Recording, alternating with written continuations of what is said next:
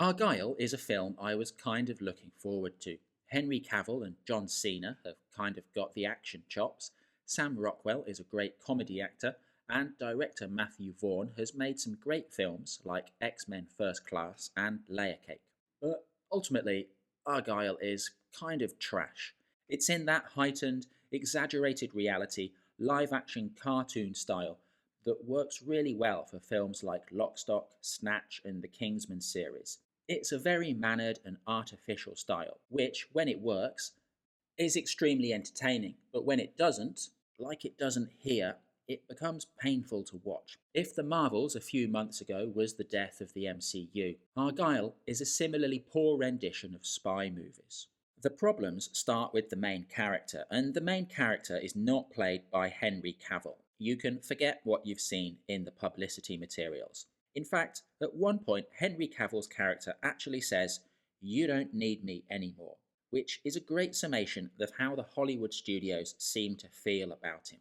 This guy should have spent the last decade starring in billion-dollar Superman movies every 2 or 3 years, but apparently no one in Hollywood is competent to write an uplifting, optimistic Superman movie. He starred in Mission Impossible. For some reason, they didn't want to keep him around. At this point, it feels like the guy is starting to take part in his own humiliation, because the main action hero of this movie is, spoilers, Bryce Dallas Howard. To be fair to her, for the first half or 2/3 of the movie, she's actually pretty good as the sweet, helpless writer of the Argylle novels, who finds fiction and reality blending together. But once the character switches and seemingly happily goes on a murder spree, it's just not believable. It doesn't work for me at all. And I'm going to acknowledge what I'm doing here by saying yes, yet again we're hearing people complaining about female action heroes who just aren't physically believable.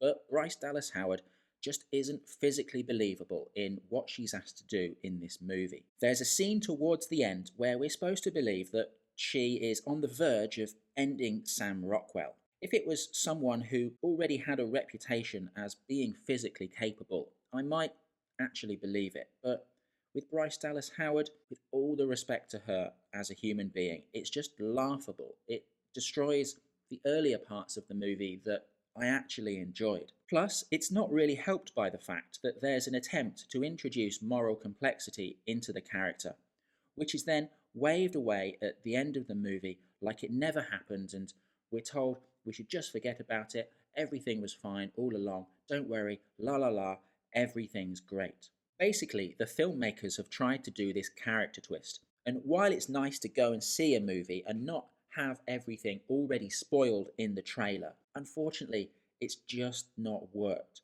I'd much rather see somebody cast in the main role like Ronda Rousey or Gina Carano, somebody who's already got a reputation for physical capability. On the one hand, I guess that type of casting would be a bit too obvious of what the twist is going to be. But like I say, the first part of the movie I actually quite like. If it was up to me, I would retool this movie. Cast someone, like I say, Ronda Rousey, Gina Carano, have the audience in on the twist already, and everyone's just anticipating, just waiting for the main character to realise who they are, and then the real fun can begin. I think that might have worked out better.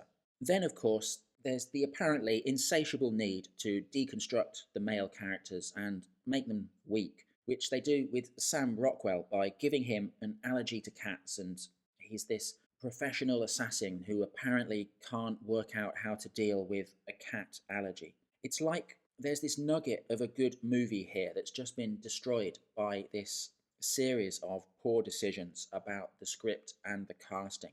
It's just a real lack of imagination of what's going on here. And it's weird because taken individually, everyone's really good. Cavill and John Cena seem to be having fun. Bryan Cranston and Catherine O'Hara are kind of chewing the scenery in a really entertaining way. Everything around the actors just turns this into a turd. And then there's the creepy CGI cat, which is just really creepy and janky and awkward. And so overall, there are lots of individual elements that I like, but put them all together and it's a bit of a disaster, to be honest. Particularly after deconstructing the Argylle character as played by Henry Cavill, we find out in the end credits scene that character's going to have his own movie, which, why should we care? He's not even fictional, he's metafictional. It's just a series of increasingly bizarre decisions that means I wouldn't watch this ever again. Thanks for watching.